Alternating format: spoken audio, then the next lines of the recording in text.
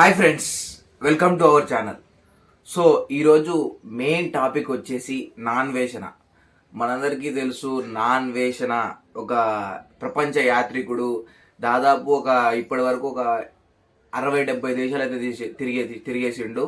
ఇంకా మొత్తం all over 149 దేశాలు తిరిగాయని చెప్పేసి ఆయన టార్గెట్. అందులో ఆయన సక్సెస్ఫుల్గా ముందుకు పోతున్నాడు. యూట్యూబ్లో సబ్స్క్రైబర్స్ వచ్చేసి నియర్లీ 2.3M సబ్స్క్రైబర్స్ ఉన్నారు. అసలు నాన్వేషణ ఎందుకంత బెట్టింగ్ యాప్స్ మీద పడుతున్నాడు? సరే, బెట్టింగ్ యాప్స్ ప్రమోట్ చేసే వాళ్ళ మీద టార్గెట్ చేసి మరి వాళ్ళని జైలుకి పంపిస్తున్నాడు. బెట్టింగ్ యాప్స్ ఇన్ఫ్లుయెన్సర్స్ ఉన్నారో, ఫేమస్ ఇన్ఫ్లుయెన్సర్స్, వాళ్ళనైతే జైలుకు పోయేలా చేస్తున్నాడు నాన్వేషణ. అందులో లోకల్ బాయ్ నాని, చందు, ఇప్పుడు భయ్యా సన్నీ యాదవ్, ఇప్పుడు ఇమ్రాన్ అన్న అని చెప్పేసి హైదరాబాద్లో ఉంటాడు. సో ఆయన కూడా చాలా ఫేమస్. ఇప్పుడు ఈయన మీద టార్గెట్ చేస్తున్నాడు. అసలు ఎందుకు నాన్వేషణ ఎందుకు వీళ్ళని టార్గెట్ చేస్తున్నాడు? ఎవరైతే బెట్టింగ్ యాప్స్ ఇన్ఫ్లుయెన్సర్స్ ఉన్నారో వాళ్ళని ఎందుకు టార్గెట్ చేస్తున్నాడు అంటే ఈ వీడియో చూడండి. ఎందుకంటే మా నాన్న చాలా మంచారు. ఎప్పుడు కొంచెం జీవితంలో ఏ తప్పు చేయలేదు, కానీ ఒకే ఒక్క తప్పు చేశారు. 1990 హెచ్పిసిఎల్ పేలిపోయినప్పుడు మా నాన్నగారు ఆరోగ్యం పోయి జాబ్లోంచి తీసేసాక పనిచేసిన ప్రొవిడెంట్ ఫండ్ అన్నీ వస్తాయి, మీ అందరికీ తెలుసు. ఆ ప్రొవిడెంట్ ఫండ్ తీసుకొచ్చే దారిలో కాయరాజా కాయ దగ్గర పెట్టి మొత్తం నాశనం చేశారు. ఆ రోజుల్లో 20,000 అంటే పెద్ద అమౌంట్. ఇప్పుడు దగ్గర 30-40 నుంచి 50 లక్షలు అంత డబ్బుని ఆ రోజుల్లో నాశనం చేశారు. ఇంటికి వచ్చి చచ్చిపోతానని చెప్పి అంటే అమ్మ కాపాడింది.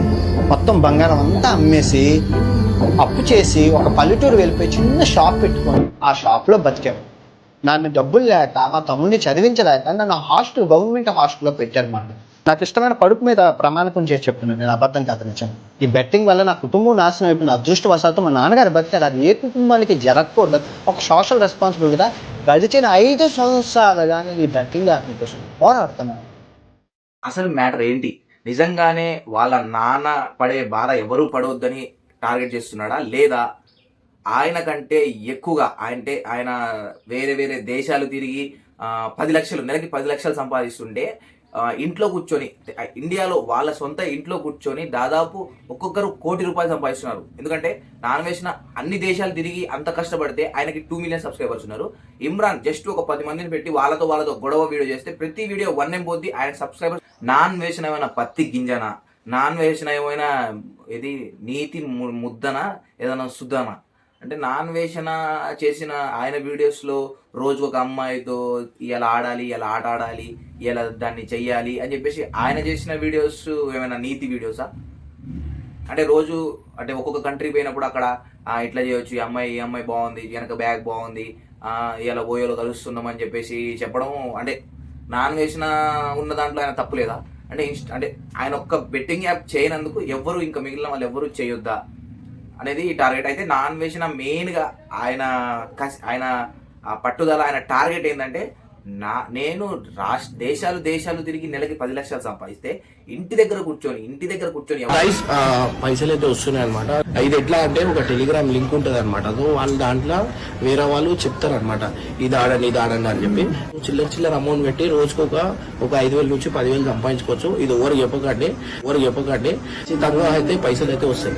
లేడీ అయితే ఇంట్లో కూర్చొని పైసలు అనేది సంపాదించుకోవచ్చు. ఒక ₹100 నుంచి 1-2 అవర్స్ లో 500 to 1000 రూపీస్ అనేది ఈజీగా సంపాదించుకోవచ్చు. ఇక్కడ మీరు నా స్క్రీన్ లో చూడొచ్చు. 500, 700, 1000, 800, 1500 వచ్చేసి మనీ మీరు చాలా ఈజీ చేసుకున్నారు. చూడండి గైస్, ఏవియేటర్ గేమ్ త్రూ మీకు ఎట్లా ఆన్ చేసుకోవాలనేది నేను చూపిస్తా. ఇప్పుడైతే మీరు చూడండి. గైస్, ఇక్కడ ఏవియేటర్ గేమ్ అయితే మీ అందరికి కనిపిస్తుంది కదా. సో ఇదైతే ప్లేన్ క్రాష్ కాక ముందు మనం అమౌంట్ అయితే సెలెక్ట్ చేసుకోవాల్సి వస్తాయి. సో గైస్ చూడండి, మనకు పైసలు అయితే వచ్చేసినాయి. సో ఏం లేదు గైస్, నేను ఇంట్లో కూర్చొని టైం పాస్ గా ఆడుతూ పైసలు అయితే సంపాదిస్తుంటా. ఇప్పుడు ₹100 లో మనం అయితే గెలిచినాం అనమాట. 37,633 అనేది మనకైతే వచ్చేసింది. ఇమ్రాన్ ఉన్నాడు, ఇంటి దగ్గర కూర్చొని ఒక్కొక్క వీడియోకి 1M కొడుతున్నాడు. మళ్ళీ వీళ్ళు నాన్వేషణ ఏమన్నాడంటే, ఇమ్రాన్ వీడియోలు చూసేటోళ్ళు పిచ్చి నా కొడుకులు అని చెప్పేసి కామెంట్ చేశారు. అంటే నాకు తెలిసి చాలా మంది ఇమ్రాన్ వీడియోస్ చూస్తారు. అంటే ఒక నలుగురు, ఒక 10 మందిని పెట్టుకొని అక్కడ ఒక డిస్కషన్, ఒక గ్రూప్, ఒక వార్నింగ్లు కొట్టుకోవడం లాంటిది అలాంటి వీడియోస్ చేస్తుంటాడు. ఇంకొకటి నాన్ వెజ్ ఏమన్నాడంటే ఇమ్రాన్ మీద పోక్సో కేసు కూడా పెట్టాలి. ఎందుకంటే చిన్న పిల్లలు మైనర్స్, మన బబ్బు ఇంకొక చిన్న అమ్మాయితో లవ్ ట్రాక్ నడిపి ఆ లవ్ ట్రాక్ని కూడా క్యాష్ చేసుకుంటున్నాడు. ఆ లవ్ ట్రాక్ చిన్న పిల్లల మీద లవ్ ట్రాక్ నడపడం కరెక్ట్ కాదని అంటున్నాడు. మనం చూసుకుంటే నాన్ వేసిన ఎవరిని ఫాలో అవుతున్నాడు అంటే నాన్ వేసిన ఫాలోవర్స్లో ఎవరున్నారు అంటే సజ్జనార్ గారు ఉన్నారు. సో సజ్జనార్ గారు చూసే విధంగా కావాలని స్టోరీ పెట్టాడు. ఆ ఇమ్రాన్ బెట్టింగ్ యాప్స్ ప్రమోట్ చేస్తున్నాడని స్టోరీ పెట్టాడు. ఇమ్రాన్ మాత్రం తెలుగు ఇన్ఫ్లుయెన్సర్లో తోపే అని చెప్పాలి. ఎందుకంటే 2.1 M సబ్స్క్రైబర్స్ ఉన్నారు. 2.1 M సబ్స్క్రైబర్స్ ఉన్నారు. అంటే దాదాపు 2.3 M, ఈయనకి 2.3 M ఉన్నారు నాన్ వేషన్కి. సో ఈక్వల్గా ఉన్నారు. కానీ ఆయన రాష్ట్రాలు దేశాలు తిరిగి 10 లక్షలు సంపాదిస్తే యుక్తి ఈయన ఇంట్లో ఉండి ఆ బెట్టింగ్ యాప్స్తో కలుపుకొని దాదాపు ₹1 కోటి సంపాదిస్తున్నాడు అని చెప్తున్నారు. ఇమ్రాన్కి 4 స్పోర్ట్స్ బైక్స్, 3 కార్లు, ఒక 2 బిల్డింగ్లు ఉన్నాయని చెప్పేసి దాదాపు 20 కోట్ల వరకు సంపాదించాడని చెప్పేసి నాన్ వేషనా చెప్పాడు. సో ఏది ఏమైనా కానీ ఆడియన్స్ అయితే వేరే రేంజ్లో ఎదురు చూస్తున్నారు. అసలు ఇమ్రాన్ కూడా అరెస్ట్ అవుతాడా, ఇమ్రాన్ని కూడా అరెస్ట్ చేస్తారని. కానీ ఇమ్రాన్ని అరెస్ట్ చేయడం అంత ఈజీ కాదు. ఎందుకంటే ఇమ్రాన్కి లోకల్ హైదరాబాద్లో ఉన్న తలసాని శ్రీనివాస్ యాదవ్ కానీ, పద్మారావు కానీ పొలిటికల్ సపోర్ట్ అయితే ఉంది. అంత ఈజీగా అయితే అరెస్ట్ కాడు. ఒకవేళ అరెస్ట్ అయినా కూడా ఆయనకున్న బ్యాక్గ్రౌండ్తో వెంటనే బెయిల్ మీద అయితే బయటకు వస్తాడు.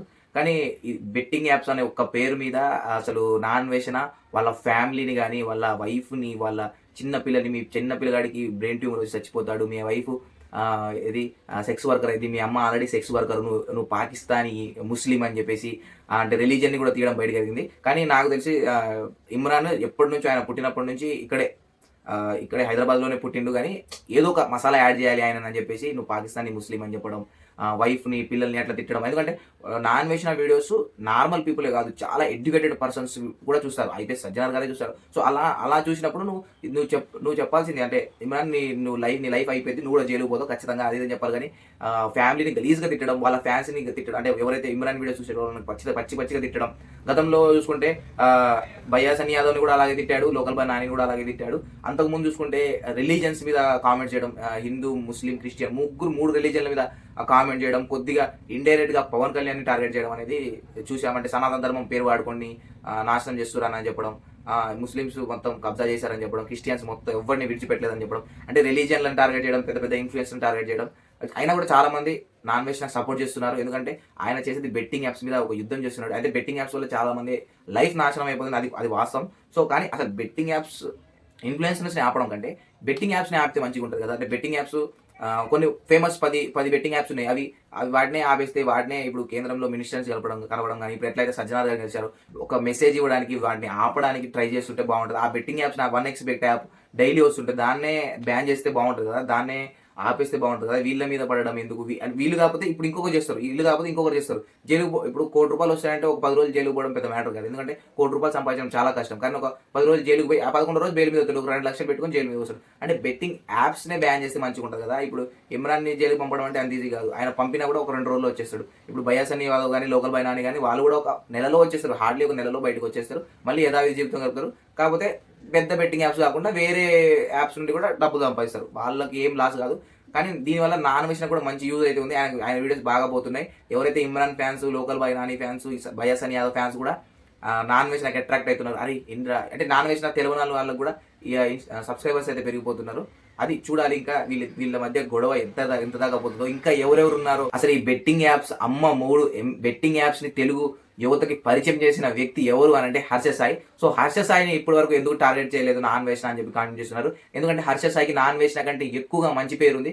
ఆ మంచి పేరు వల్ల నాన్ వేసిన అదే సముద్రంలో కొట్టుకుని నాన్ వేసిన పోతాడేమో అని చెప్పేసి టార్గెట్ చేయలేదు అనిపిస్తుంది. కాకపోతే వీళ్ళకి ఫ్యాన్స్ ఎక్కువ ఉన్నా కూడా మంచి పేరు అయితే లేదు కాబట్టి వీళ్ళని టార్గెట్ చేశాడు అనుకోవచ్చు. మరి హర్ష సాయిని కూడా టార్గెట్ చేస్తాడా నాన్ వేసిన అని చెప్పి కామెంట్ చేస్తున్నారు. ఒకవేళ వీళ్ళు జైలుకు పోతే హర్ష సాయి అదే జైల్లో మగ్గుతూ ఉండాలి. ఎందుకంటే హర్ష సాయి స్టార్టింగ్ నుండి తెలుగులో డబ్బులు పంచుకుంటా ఏది వీడియోస్ చేయడం, ఆ వీడియోస్తో బెట్టింగ్ యాప్స్ని ప్రమోట్ చేయడం, బెట్టింగ్ యాప్స్ వల్ల చాలా మంది అంటే మంచి పేరుతో బెట్టింగ్ యాప్స్ చేసి చాలా డబ్బులు సంపాదించింది ఎవరంటే ఎక్కువగా ఇన్ఫ్లుయెన్స్, అంటే ఒక ఇన్ఫ్లుయెన్స్ వల్ల ఎక్కువగా ఇన్ఫ్లుయెన్స్ అయ్యేదైతే హర్ష సాయి వల్లనే. మరి హర్ష సాయిని ఎందుకు టార్గెట్ చేయలేదు నాన్ వేసిన అని అంటున్నారు.